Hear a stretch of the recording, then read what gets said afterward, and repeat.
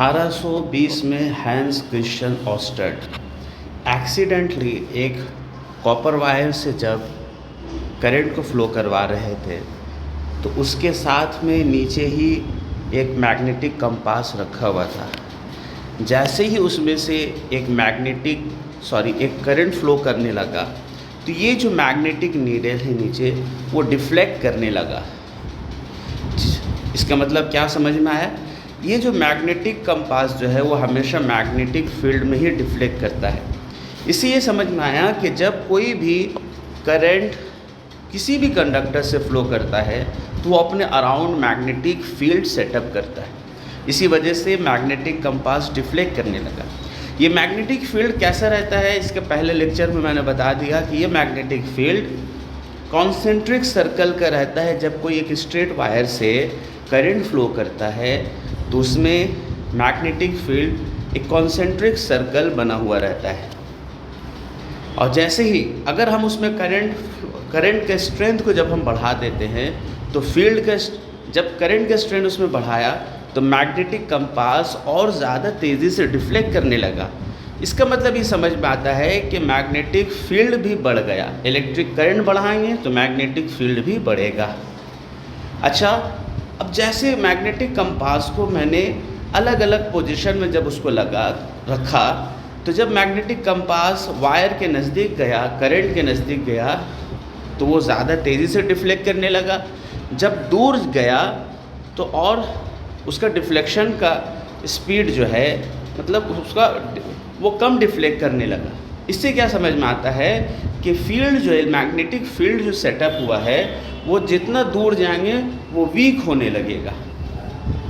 अब देखिए, अब हमको कैसा पता चलेगा कि इसका मैग्नेटिक फील्ड जो है वो असल में कैसा दिखता है, वो कौन सा शेप का है।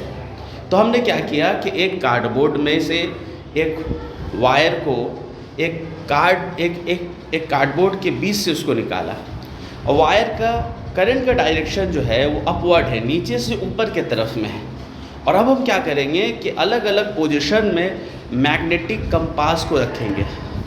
जब हम लोग मैग्नेटिक कंपास अलग अलग पोजीशन में रखते हैं तो अब हमको मैग्नेटिक फील्ड का लाइंस ऑफ फोर्स जो है, मैग्नेटिक लाइंस ऑफ फोर्स, वो हमको समझ में आया कि वो कैसा रहता है। और वो ठीक इसी डायरेक्शन में है। देखिए, एक गोल एक सर्कल बन गया, कॉन्सेंट्रिक सर्कल बहुत सारा बनेगा। अलग अलग पोजीशन में जब हम इस मैग्नेटिक कंपास को जब हम रखेंगे तो वो अलग अलग सर्कल बनेगा, मगर सबका सेंटर सेम रहेगा।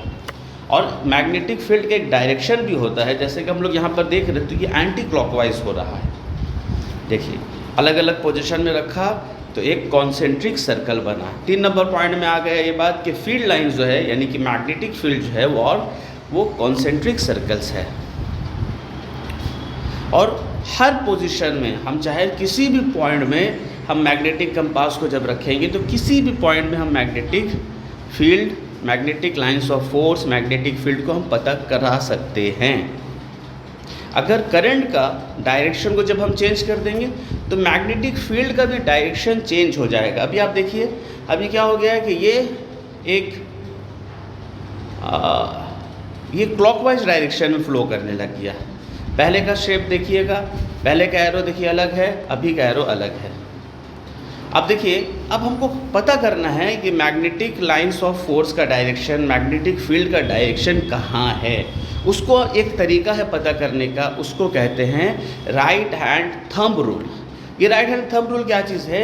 अब ये जो पेन देख रहे हैं, मान लीजिए ये एक कंडक्टर है, जो करंट का डायरेक्शन जो है वो नीब का डायरेक्शन, जहाँ पर पेन का जो पॉइंट है वो करंट का डायरेक्शन है। और ये गोल जो चूड़ी लिया है, ये चूड़ी जो है असल में, ये गोल चूड़ी जो है वो मैग्नेटिक फील्ड हमको समझ में आता है कि वो किस तरह से हमको पता करना है। देखिए, राइट हैंड थंब रूल क्या है कि आप कंडक्टर को अपने दाएं हाथ से पकड़ लीजिए और राइट हैंड का जो थंब है वो करंट का डायरेक्शन में ही रहेगा हमेशा। देखिए, ये हो गया राइट हैंड थंब रूल। अब हम राइट हैंड थंब रूल का मदद से मैग्नेटिक फील्ड का डायरेक्शन को हम पता लगा सकते हैं। अब देखिए, जब ये जो थंब है मेरा, ये करंट का डायरेक्शन में है और ये जो 4 फिंगर्स है मेरा, जो कर्ल्ड होकर के है, जो घुमा हुआ है, ये हमको पता चलता है मैग्नेटिक फील्ड का डायरेक्शन। देखिए ये एंटी क्लॉकवाइज में है।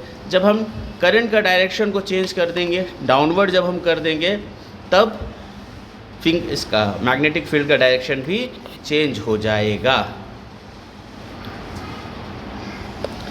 देखिए यहाँ पर एक सम्स है, a wire carries an electron current from west to east, find the direction of the magnetic field at a point directly below the wire. इसको आप लोग खुद से अभी करने का कोशिश करिए। अभी एक एक्सपेरिमेंट है, यहाँ एक एक्सपेरिमेंट करके आपको बताना चाहेंगे कि एक कार्डबोर्ड से देखिए हमने क्या किया है कि 2 होल किया है और एक वायर को, बहुत सारा वायर्स को टर्न्स कर दिया है। तो उसको एक होल से निकाल के दूसरे होल में जब हम डालते हैं, और इसमें ये जो आप देख रहे हैं ये पार्टिकल्स जो है असल में आयरन फिलिंग्स है, इसको बोर्ड में प्लेस कर दिए हैं। और ये देखिएगा जब करंट इसमें से वायर से जब फ्लो करता है तो चूँकि वो एक मैग्नेटिक फील्ड सेटअप करता है, and iron filings are magnetic substances, they are attracted towards the, they are attracted in magnetic field, they deflects, they feel force, एक फोर्स महसूस करेगा वो लोग। तो अभी हम लोग देखते हैं एक्सपेरिमेंट को, जब हम शुरू करेंगे तो समझ में आएगा कि मैग्नेटिक फील्ड का डायरेक्शन क्या है। देखिए यहाँ पर एक सर्कुलर वायर को लिया है जो कार्डबोर्ड का एक एंड से निकलता है, दूसरा एंड में घुसता है, ठीक है। अब हम लोग क्या